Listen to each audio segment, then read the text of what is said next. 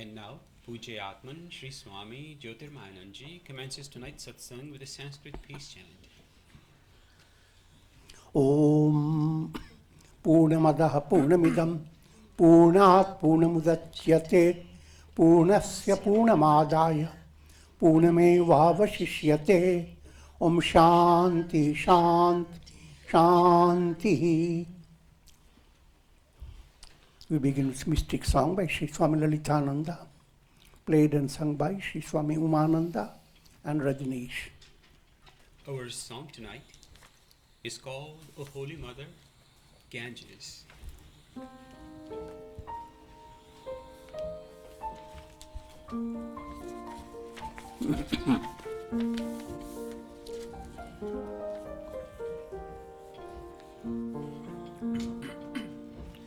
I remember the first time I saw you shining in the early morning sun, with your sparkling waters flowing on, reflecting the clouds in the sky.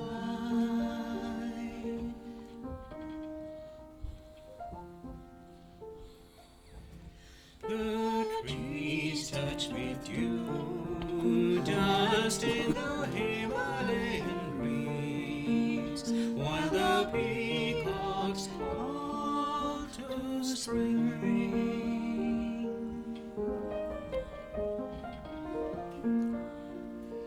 Carry me in your arms to the sea of eternity. O Holy Mother, Ganges, may I be free forever.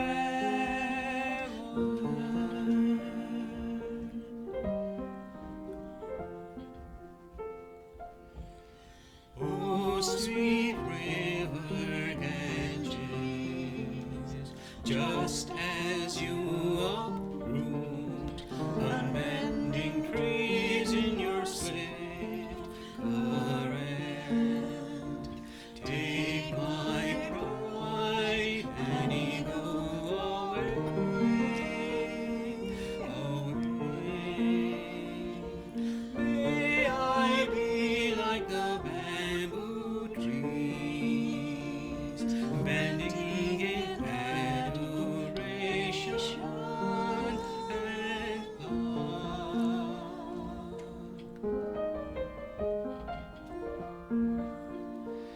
Carry me in your arms to the sea of eternity.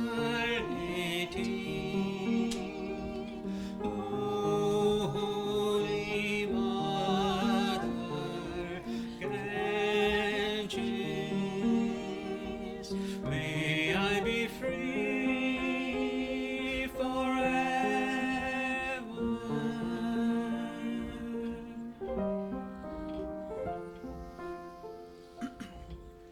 For centuries the sannyasis with folded hands pray in the moonlight on the silvery sands, while your cool waters swirl and surge over rocks, giving a hope and joy unknown.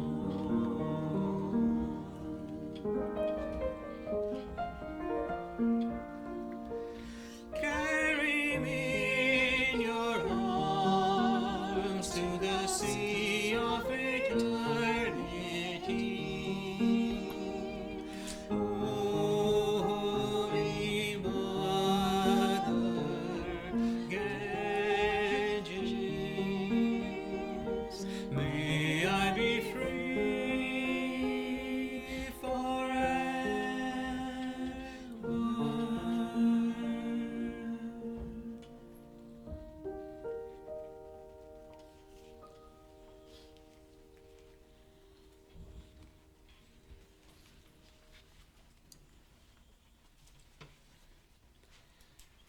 We are recording from the ashram of our revered Guru, Pujyatman Sri Swami Jyotirmayananda in Miami, Florida. Today is September the 12th, 2018, Wednesday evening, and tonight Swamiji will be lecturing on the Yoga Vasistha. This is series 2018, class number 73. And now Pujyatman Sri Swami Jyotirmayananda. Om Brahmanandam Param Sukhadam Kevalam Jnana Murtim Dvandvatitam Gagan Sadrisham Tattvamasya Lakshyam Ekam Nityam Vimalamachalam Sarvadhi Sakshi Bhutam Bhavatitam Trigunarahitam Sadgurum Tam Namami. Om.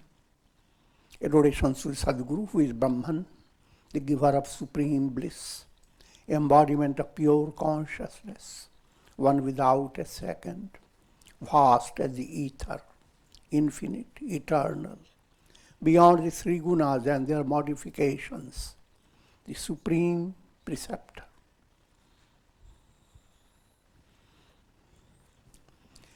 Yoga Vasistha Utpatti Prakarana, section 93.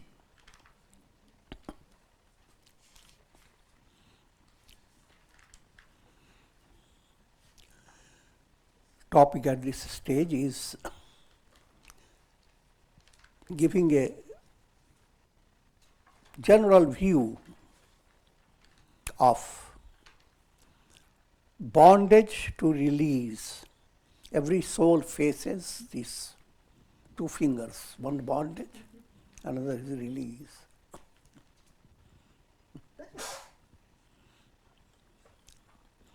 And behind all the bondage and release is the play of three gunas, sattva, rajas, tamas. And when you are completely attain release, the gunas simply disappear.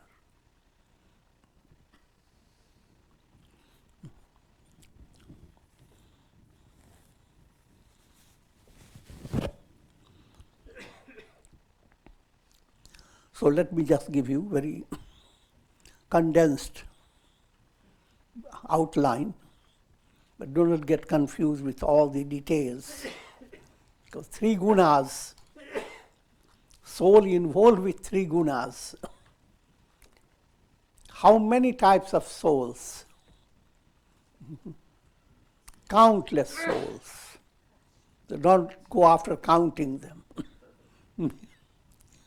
It's just like asking how many reflections are there of the sun. So, and all these countless souls, their predicaments are defined by gunas, three gunas, sattva, rajas, tamas. Everyone has all the three gunas, but the gunas are in different combinations and permutations. Go into mathematics. Think of three, just number three, 1, 2, 3. Put them in permutation, combination, and there will be no limit. But some basic highlights are presented, and I will just give you, which I have already reiterating some of those points. First one is called idam prathamata. Souls that have already evolved to a very high level through many embodiments, and now has come to the last embodiment. Absolutely last.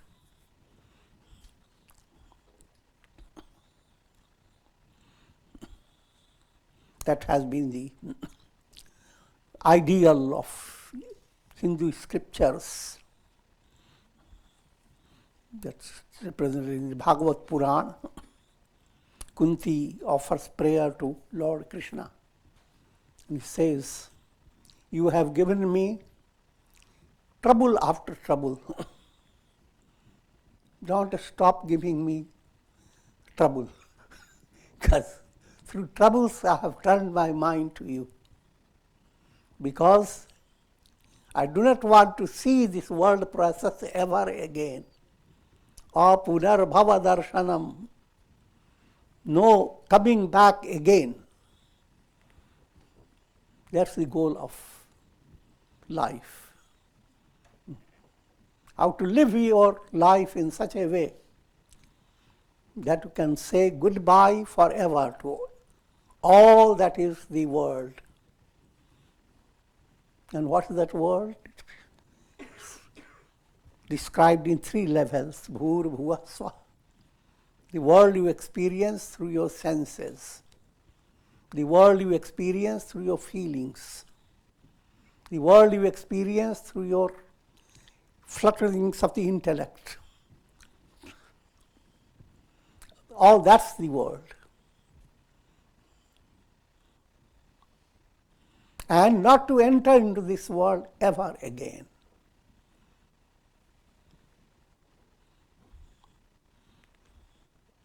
In other words, not to pure consciousness, that's what you are. Presently, this pure consciousness is being restricted by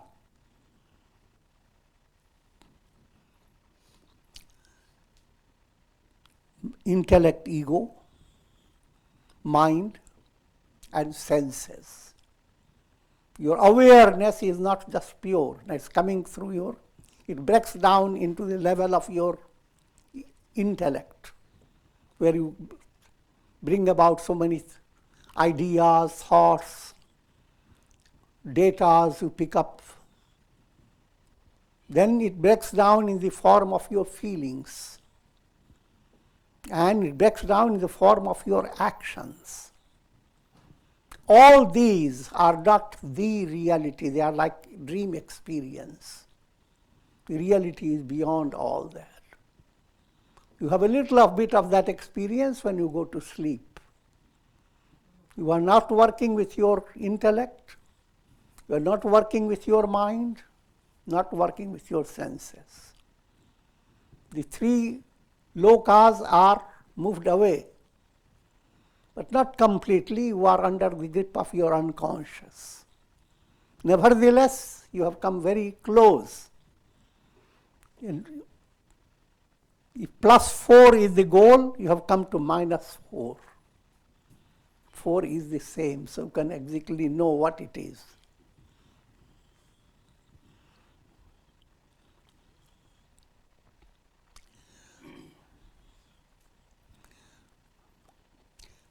Second class, or Guna Pivari, they will attain liberation in 10 or 15 embodiments. What Gita calls Dakshinayana, southern path. They have done good karmas, but their mind has not switched to moksha. It has stayed fascinated by Swarga, heaven.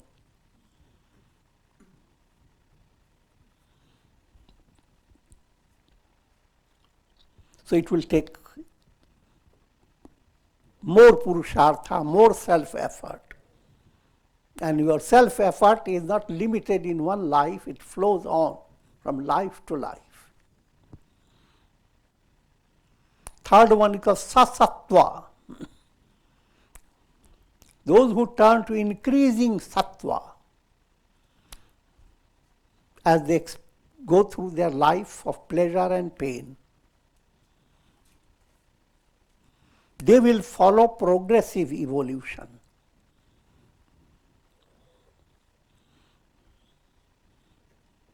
And maybe in 100 births or so, they will attain liberation.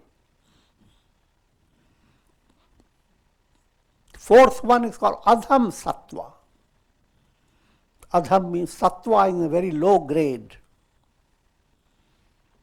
Those in whom sattva continues to wane, instead of enriching yourself with increasing sattva, you are diminishing your sattva, diminishing your goodness. And those souls will take countless births. Next one is described as Atyanta Tamas. Personality in whom tamas is so powerful that you don't know whether other gunas are there or not.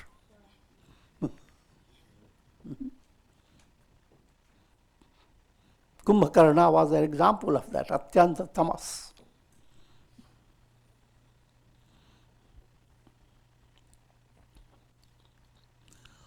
And that will be the lowest type, and souls will have countless birth and death.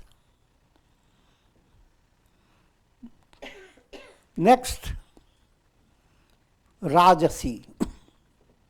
Those who have ascended from animal level to human level. They will continue to evolve through good and evil karmas, experiencing heaven and hell.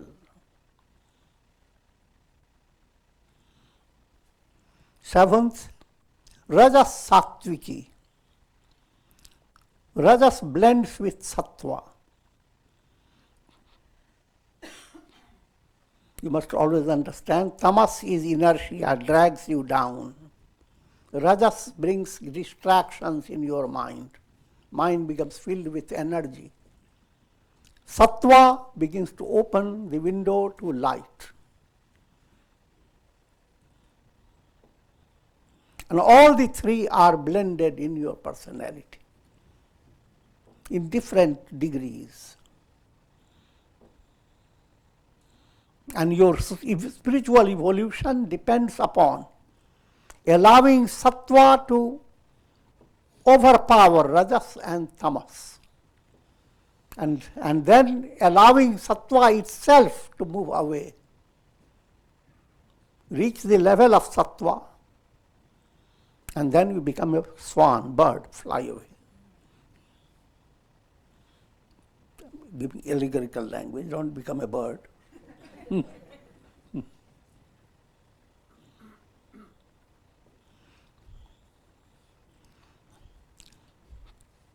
Rajas Sattviki. In the rajas that you have, instead of dragging you down, helps you to do more asanas, more pranayams, more karma yoga, and so rajas enhances your sattva and gets sublimated in that process.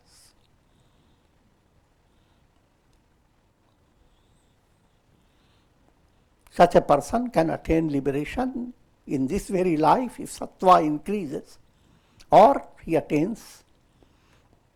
moves on after death through a successive stages, doesn't come back.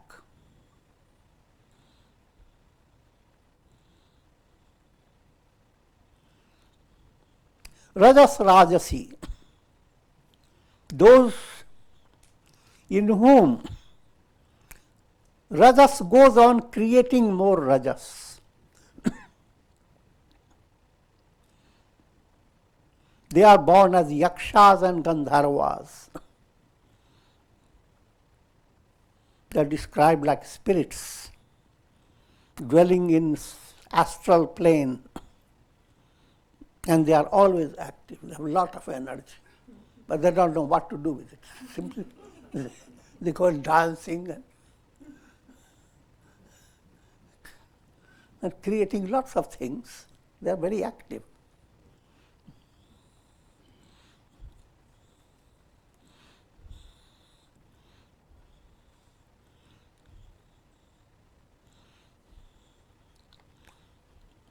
The next type, Rajas Tamasi,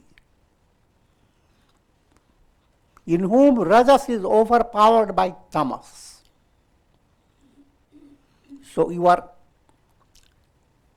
developing, allowing your Rajas to be degraded in tamasic state. Rajas means all your energy Your mind brings about plans to misuse your energy.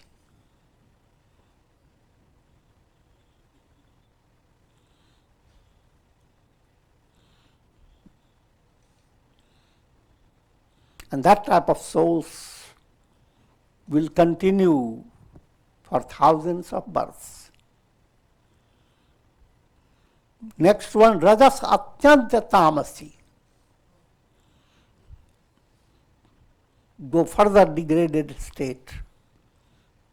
Rajas, that is being dragged to extreme inertia. So, liberation is doubtful even in thousands of births.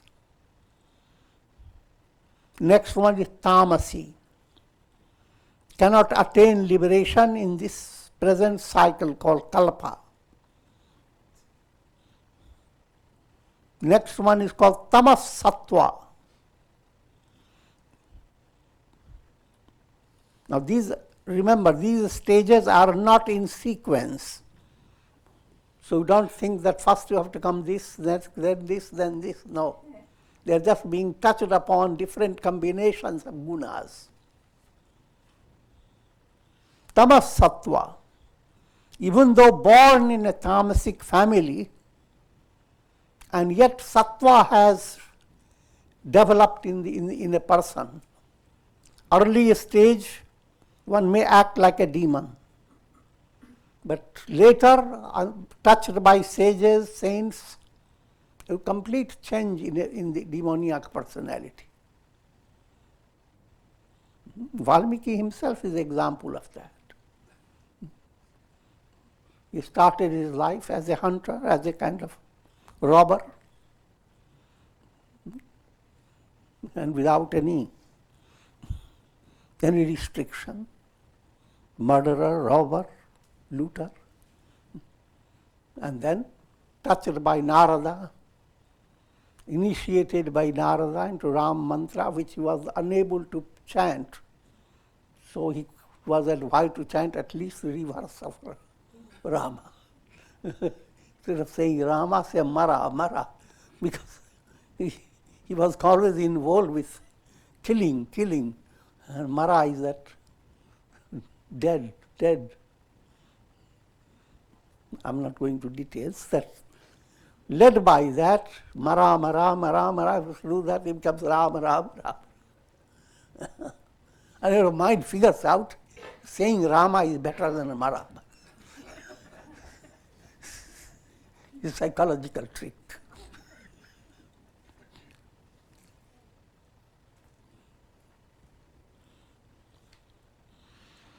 So that's the example of Tamas Sattva.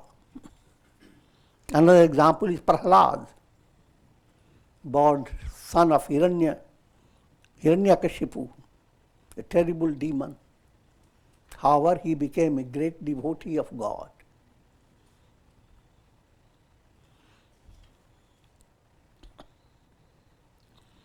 Next one is called Tamo Rajasurupini.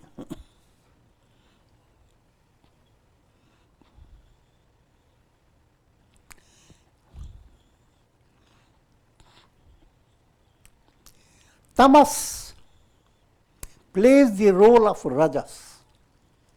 Can you figure that out?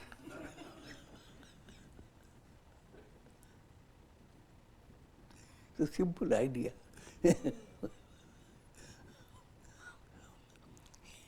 When you are very tired, what you need tamas, so that you can rest, go to sleep. So, you begin to utilize tamas for removing your tiredness. And then what happens? You go after sattva. So, each time tired, bored, do shavasana, and then start with your shirshasana.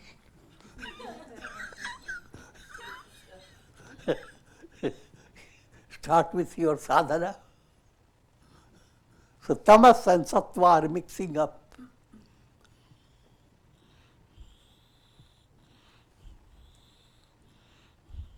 So tamas looks like passive, but plays a dynamic role.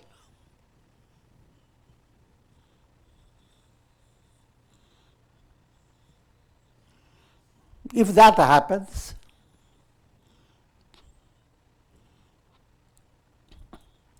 one attains liberation fast.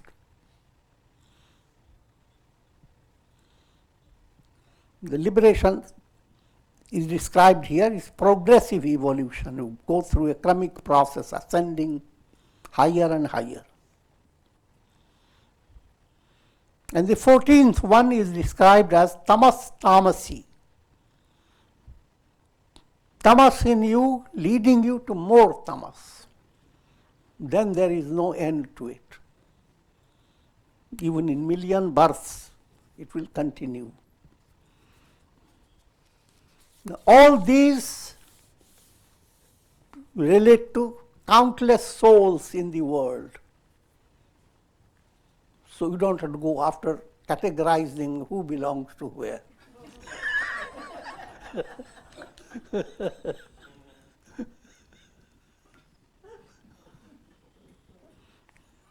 The moral of all that is to understand the role of three gunas, sattva, rajas, tamas, and utilize every guna for your spiritual advancement. All the three gunas have positive and negative implications. When you are tired, you take a cup of tamas. I'm just joking. Don't figure it out like asking people to drink.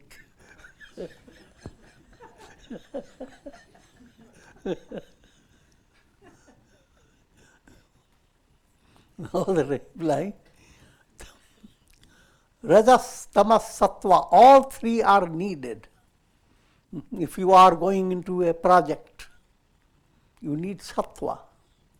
Not sattva so much, rajas. If you are going to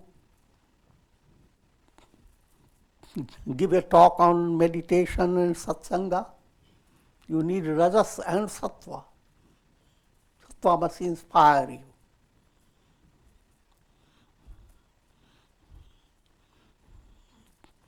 And so forth, you can figure that out. All gunas are absolutely necessary day by day. You can't rest if you don't have tamas. You can't even digest food if you don't have rajas. And you can't refresh yourself unless you have certain degree of sattva. And all the three gunas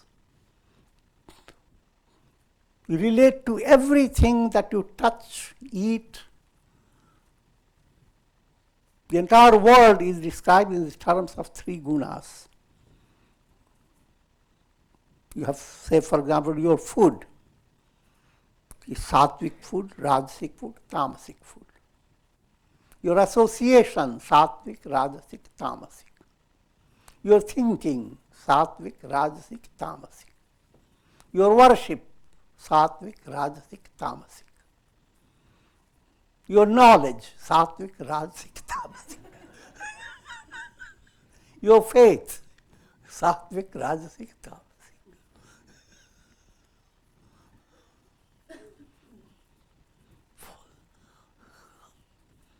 And wisdom lies in understanding the difference, following the sattva, enhancing sattva.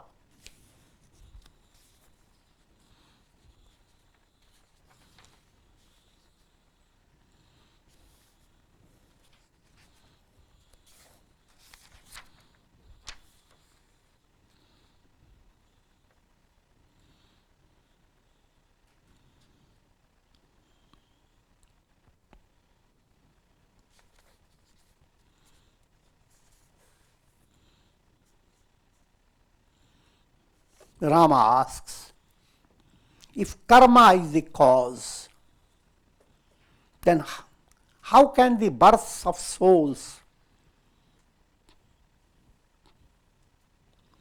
be considered illusory? To simplify the question,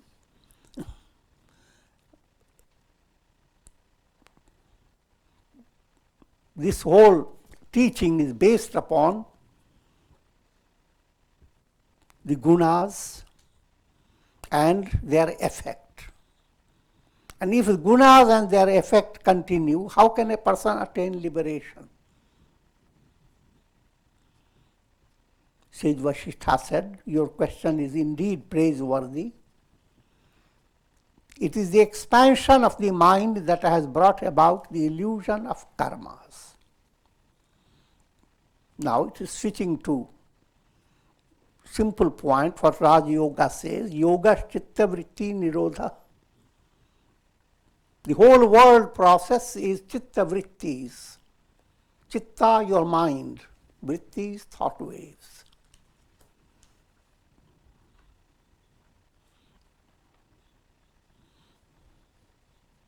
And chitta and the vrittis, they are not reality. They are described as creation. But understand, to give you a simple plan I had presented before, Brahman is one alone, absolute. His magical power is called Prakriti. Through that magical power, this Prakriti manifests or operates in three ways. Sattva predominating Prakriti is called Maya. Brahman, through that Maya, plays the role of Brahma the creator, Vishnu the sustainer, Shiva the destroyer.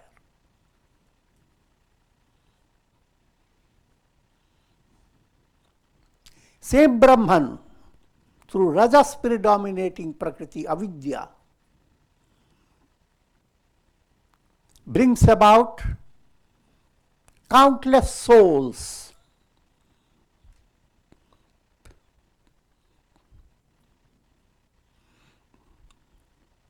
Souls that evolve through the creation, jivas. That Rajas predominating Prakriti is called Avidya. And Brahman through Avidya expresses in the form of countless jivas, souls evolving in the world. And same Brahman through Tamas predominating Prakriti called Tamasi Prakriti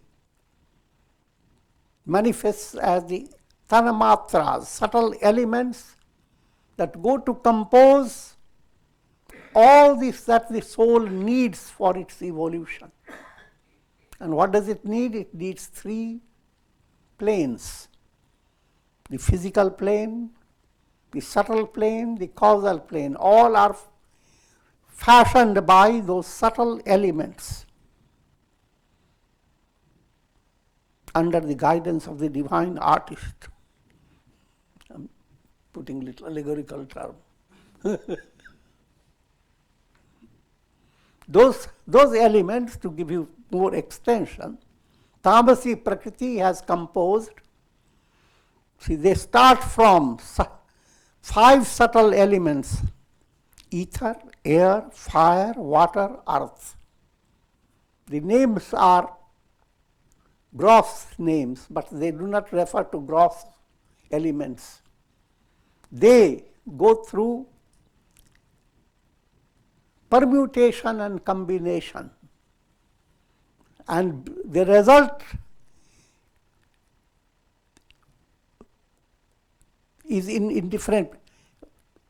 Led by those 5 subtle elements, your chitta has been formed.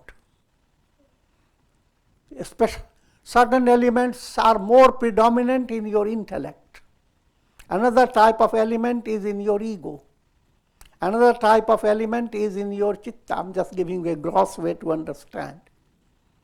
But all those elements, subtle elements, have composed your entire mental process. So your intellect that will lead you to liberation is a product of those subtle elements, tanamatras.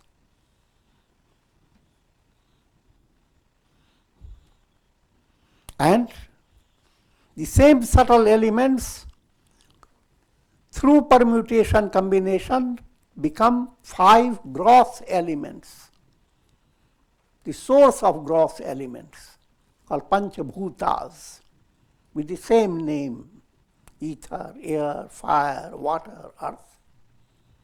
Your whole body is fashioned by those Panchabhutas. Bhuta is bhoot, filled with bhoots. Bhoot is ghost.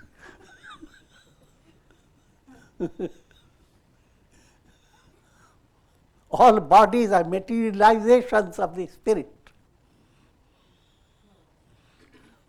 And that's the shocking type of dog.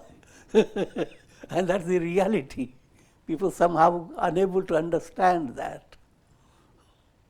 Your whole awareness of your body operates through just little centers in your brain. So your body is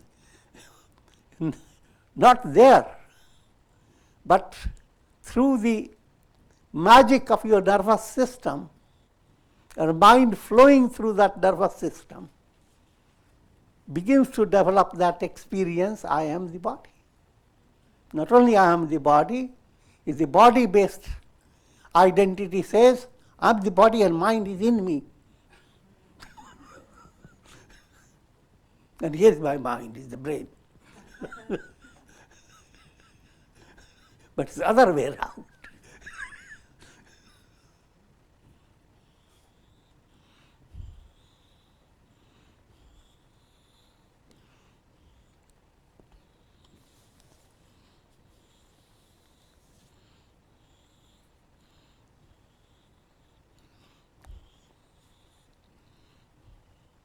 So remember, the same Brahman is operating in 3 planes. He is Ishvara, Brahma, Vishnu, Shiva, regulating the entire world process, guiding every soul according to its karmas. And same Brahman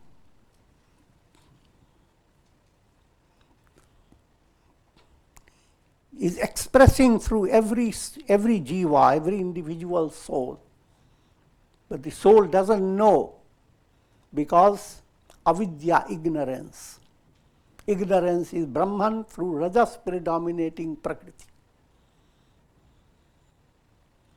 And same Brahman is all things that you touch, experience, including your mind, intellect, etc., tamasi, prakriti.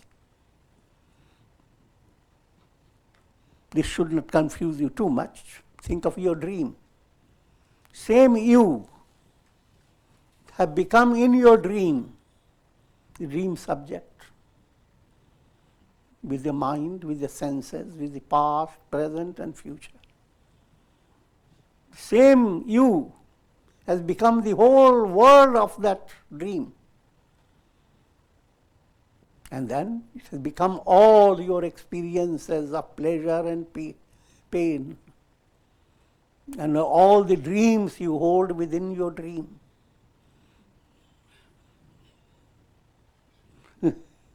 Where it all came from your own awareness, your own consciousness. If that is happening in daily life, why can't you understand the entire world experience is brought about by the same type of illusion, but illusion that is now described as cosmic illusion, Maya. And just like you break your illusion in dream and wake up, likewise you have that potential to break the illusion of Maya. And that is the real purpose of every soul.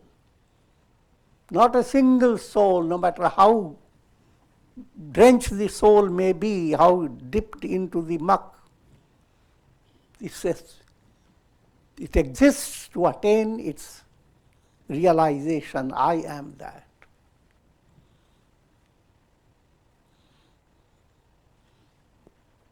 And another point, no matter how miserable a soul may appear to be, the reality behind the soul is ever the same, Brahman. And no matter how multiplicity may be seen in the world, so many, numerous, countless things, and yet the reality is all is nothing but Brahman. Think of your dream. How many things are there? But all that is your own consciousness.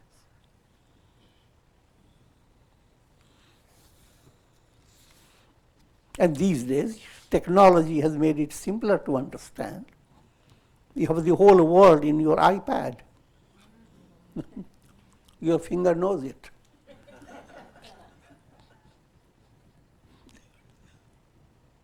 How can whole world come through the little iPad? The miracle of energy.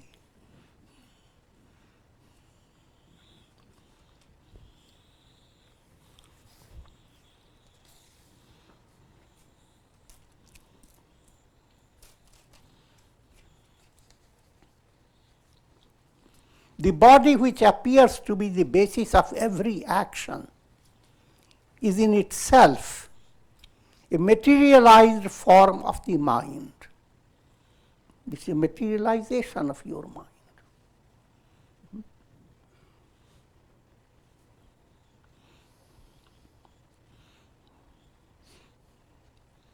In surgical process, when your body is rendered insensitive,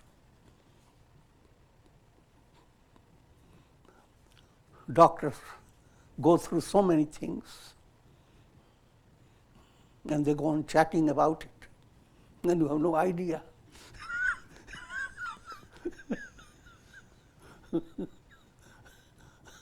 And you come to the normal consciousness and say, where am I? What has happened? Did my surgery go well?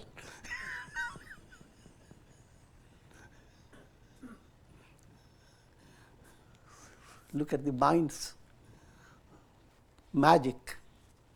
So the entire body experience of yours is based on your mind and nervous system.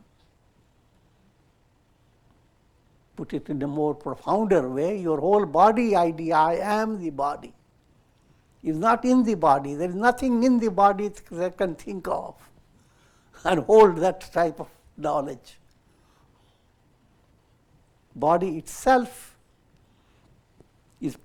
is a mental sustained by mind, and therefore described as a mental projection. It's an act of vrittis of the mind, thought waves of your mind.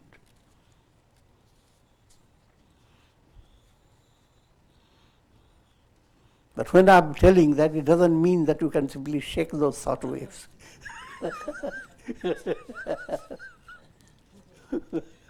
The thought waves have sustained the world you experience in two forms. Brahmanda, the whole cosmos.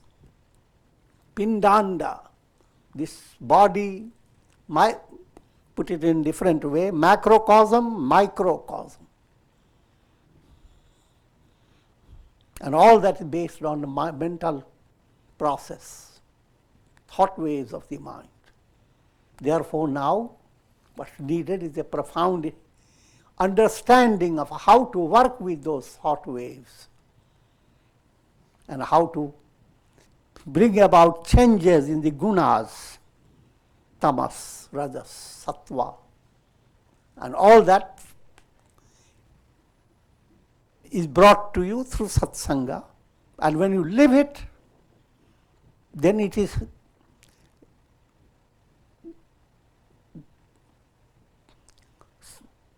all this is made secure by your shraddha, faith. And faith itself is a result of your spiritual movement. You have done good deeds, therefore you develop a type of faith that will not be shaken even in adverse circumstances. But I am leading you to understand that your life becomes like a tree growing, sahaj. A tree doesn't calculate. Then now is the time to do photosynthesis.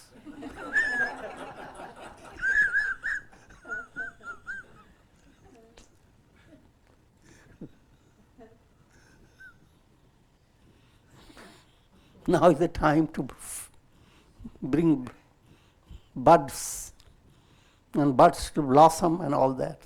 Tree doesn't calculate. And yet everything goes on in perfect precision from the very root to everything about the tree. All is perfectly precision, following absolute laws of nature. Similarly, you follow absolute laws of scriptural philosophy without headache, without getting too burdened by it. Sahaj, spontaneous. And the more spontaneous you are, more healthy you are.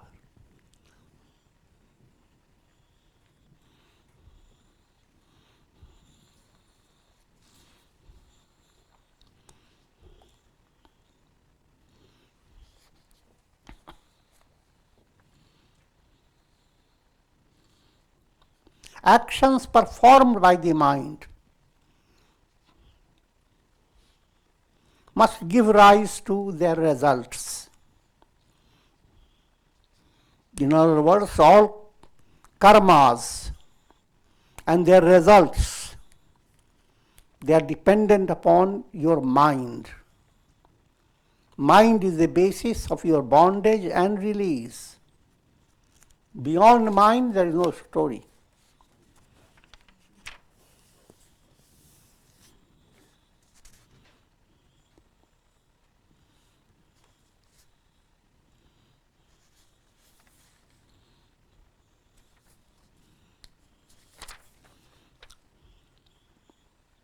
One cannot escape the fruits of karma, no matter where he may go.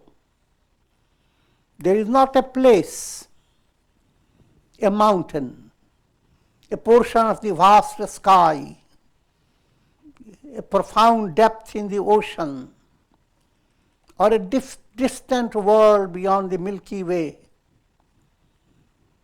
If all this becomes possible by more technological advancement, you can't run away from karma.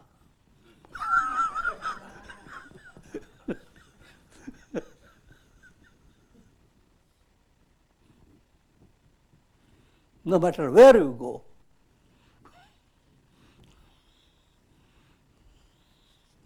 Since this is the case, an aspirant's effort to attain self-realization can never be fruitless. No matter where you are, you don't have to run around. You begin to involve yourself in integral yoga, practice yoga in a perfect way, and that your movement will never be fruitless. What does it imply? Because the fruit of your sadhana is already in your treasury. Self-realization. The self, that is what you want to attain. And that self is already there. So therefore, you are not working for something that's going to frustrate you.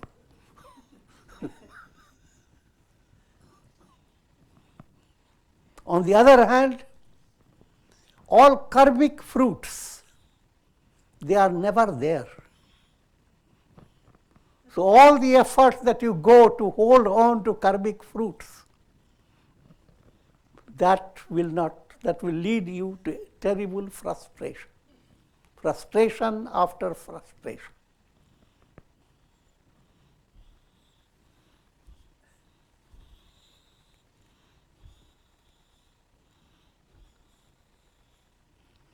Since this is the case, an aspirant's efforts to attain self-realization can never be fruitless.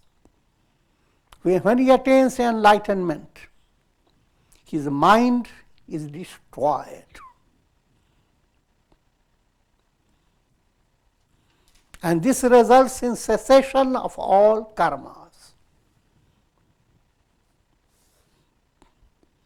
That to understand now, when we talk of mind is destroyed, that the Yoga Vasistha explains in detail.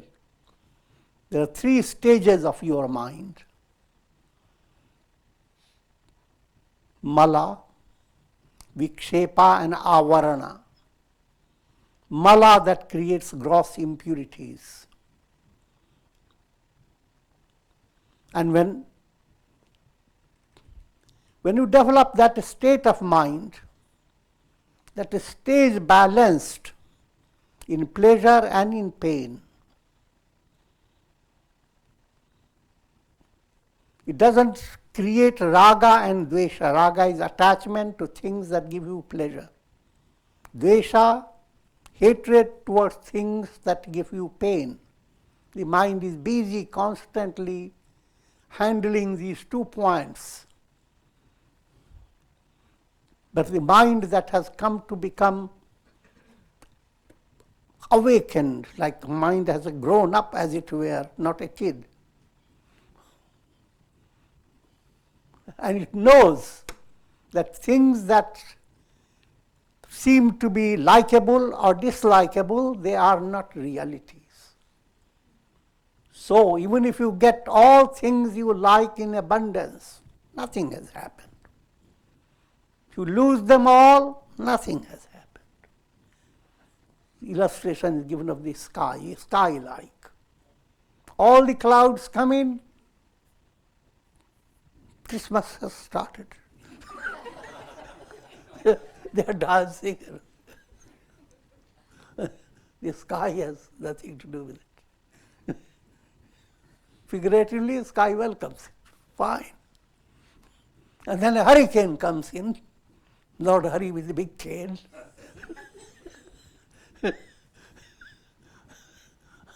And all the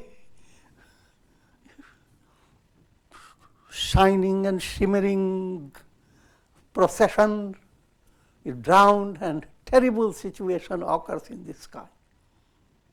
And the sky has nothing to gain nor to lose. You are that sky. Seems like a big thing, but not so big thing.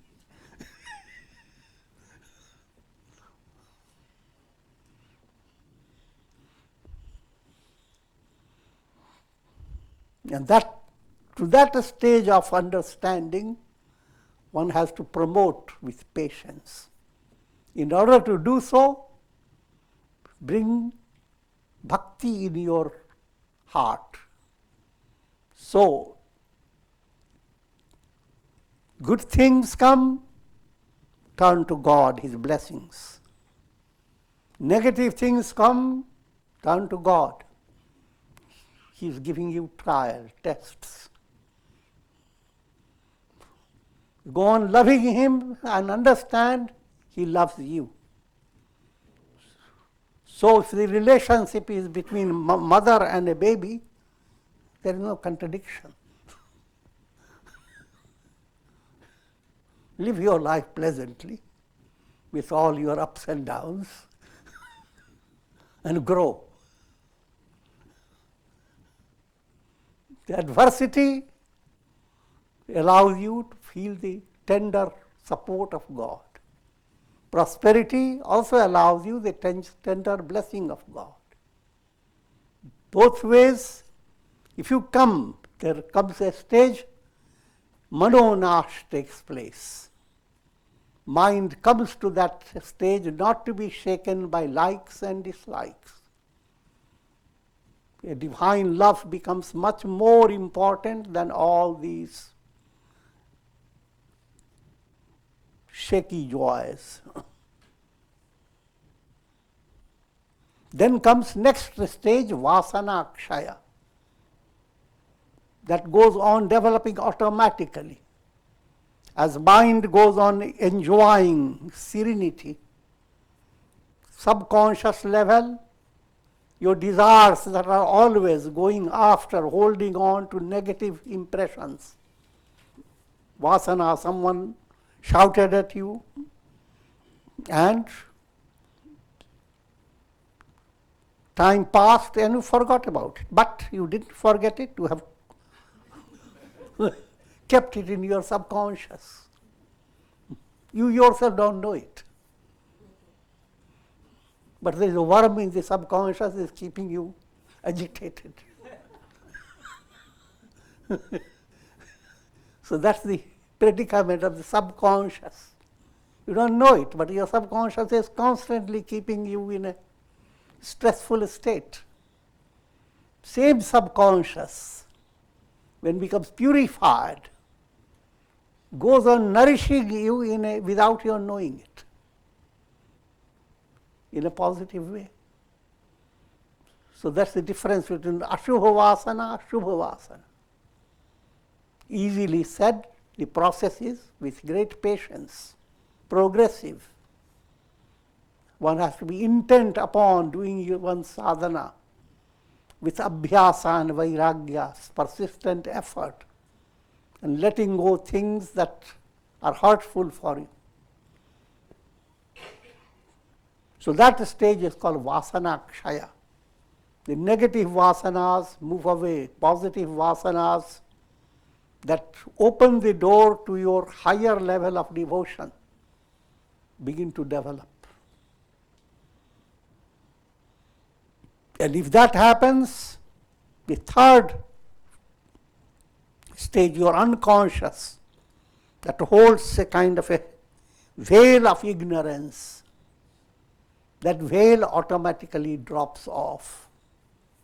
If cloud has, think of a big cloud, first stage very dark, you see nothing.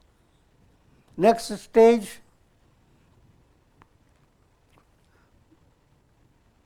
a little hole has entered the cloud and the rays are coming through the cloud. Vasana is getting purified. The clouds begin to shimmer. Next stage, the cloud is melting away. And even while it is melting away, it is enjoying it. It shines brighter and brighter. That's avarana is moving away. Mala, Vikshepa and avarana. These three stages your chitta has to go through in spiritual movement.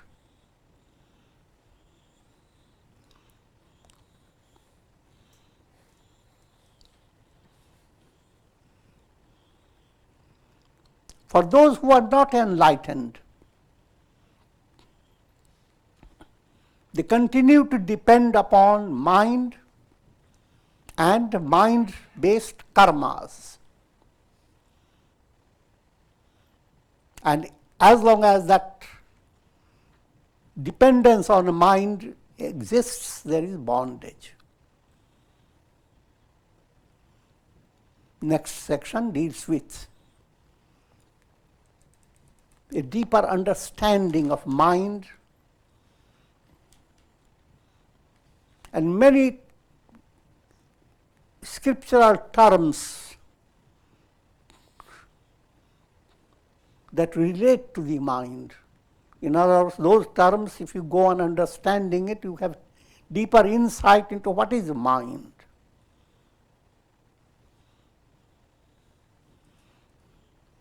And that we will leave it for next time.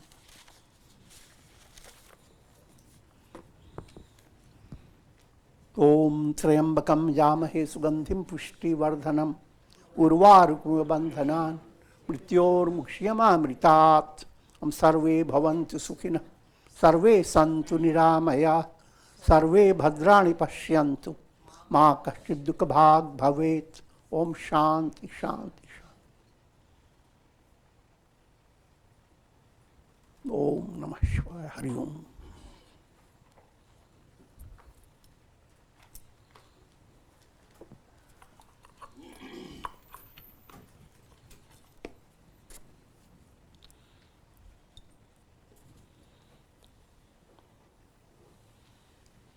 please raise your hand if you have any questions.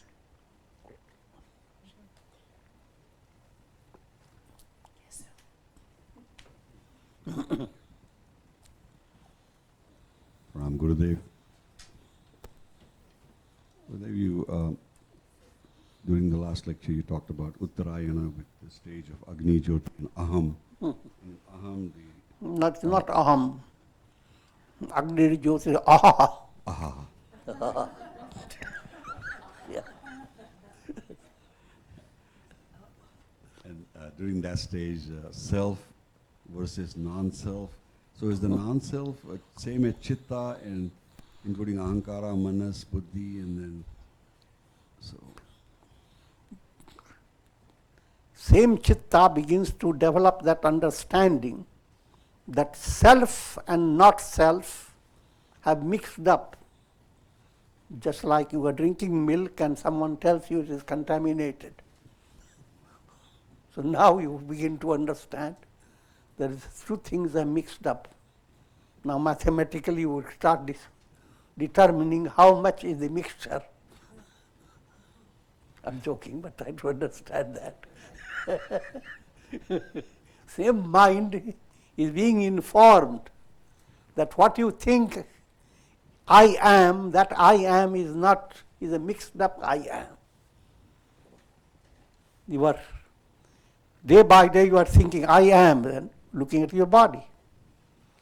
But in your dream also you are I am.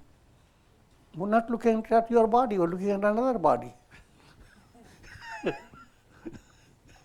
So, in reality you are not the body. So this type of understanding is being done by your own mind. And that type of understanding called vivek. Now your mind is getting introduced to a discrimination between not self and self with simple mathematics. That which is variable is not me. That which is invariable is me. So now we have to figure out. Physical body is variable. In waking state you have there, but in dream you have another body. In sleep, nobody.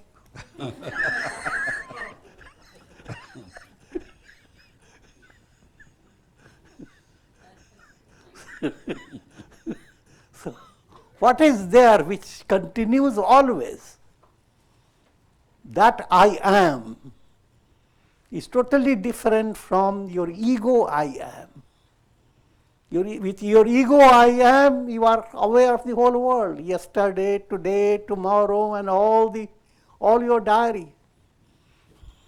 I'm not saying diary, diary.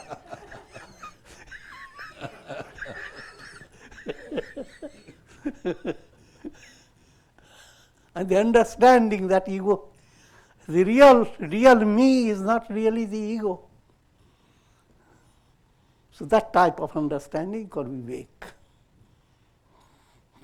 And along with it now, since ego is not me, not being affected by ego-related illusions, vairagya, dispassion.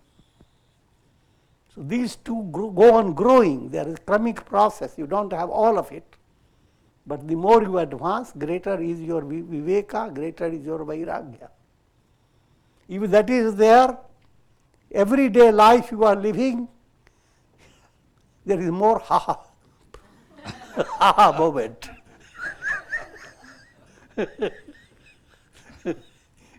Everyday life becomes a life of yajna, a life that is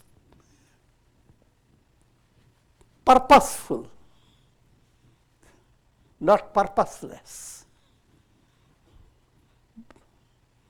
Most people, without having this type of knowledge, go on living, but not aha, rather ha ha, ha ha, ha ha, ha, not with laughter, hi, hi.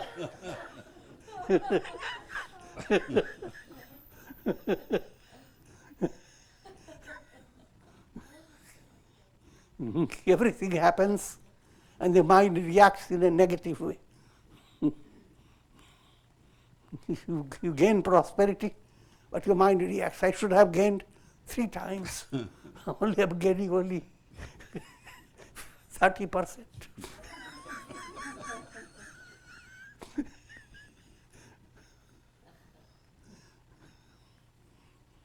But when you live with purposeful life, with vairagya and viveka, you have deep understanding, you have nothing to lose. And what you have to gain is already waiting for you. So profoundly involved in sadhana, you begin to enjoy the mantra sahaj. Life becomes just like if a flower emerges out of a tree. If you study all the botanical movement, it will take you time and a big stress to understand each stage. But to the flower, nothing. It is sahaj. So many challenges are happening, but flower is just with soft petals moving on. All these are big ideals presented to you. Life is not so easy, but this is what you have to listen and begin to work upon it. And saras.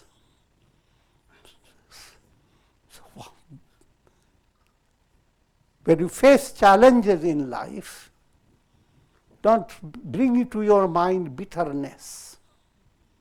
Bring a sense of a mystic touch. A baby is beaten by the mother. Baby feels the beat, but looks at the mother's eyes. How much she loves me. He gave me a slap.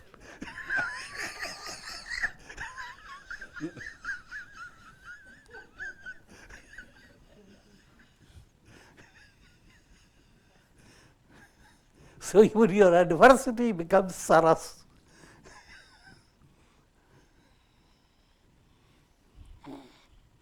So if you follow that sahaj, saras, you end up with sanidhya.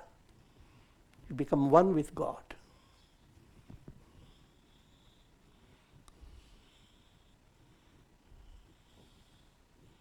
Okay? I mean, the word aha, what's the root cause? How did that? Aha term is for daily life, day. Sanskrit day term, days is described ahar, nisha, ahar nish. Aha is day, nish is night. I have one more question. Swami. You mentioned that the first type, the individual, the Jivan Mukta, that's his last birth and he's never going to come back. Mm-hmm. And then the Gita describes Pavitrayanaya sadhunam, vinachaya shuddhashkritam. Mm-hmm. So what is the genesis of avatara? Pardon? What is the genesis of avatara?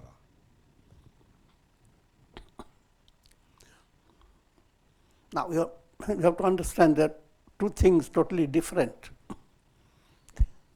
Every soul who attains enlightenment will never come back. Now, but giving a broader understanding, for a soul to attain enlightenment, two things have happened. Nature has risen. It's called arohan. Every layer of your personality rises to higher level, sattva. And as it rises, the divine revelation descends, avataran. Arohan and avataran goes on in every individual. Same avataran is now brought to the masses. Whenever there is trouble with culture and religion goes into haywires and become like a whatever. then a divine movement fills the gap. Divine movement comes down as its avatharan. But this is allegorical statement, because the world is under divine hand. And so if things go too wrong, automatically nature has a way to correct it. And behind that there is the God's plan. But they're seeing this in a totally different angle. We talk about avatara comes, etc., and that gives a comfort to the masses. But that comfort is not the real meaning. The meaning behind it, that avatara has to come within yourself. When you attain enlightenment, the arohan and avataran has become perfect, climax. Every soul is essentially Brahman.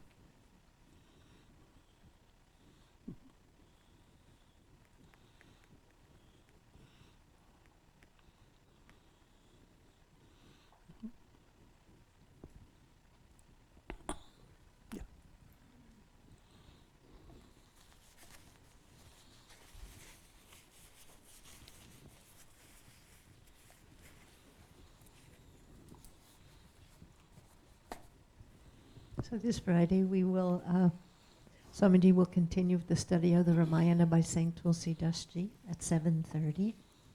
Saturday, pranayama at 7. Swamiji joins us at 7:30 for guided meditation. Sunday, 5:30, Swamiji continues with Bhagavad Gita, and we have a vegetarian feast. And next Tuesday and Wednesday, we continue with the study of this mind.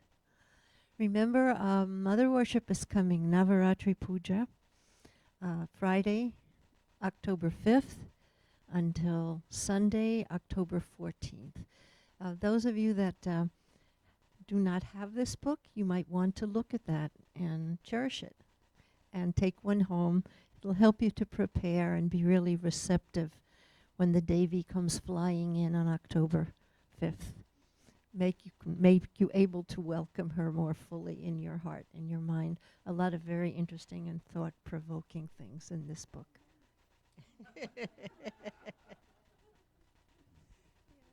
Now it's time to come for Kumkum Blessing.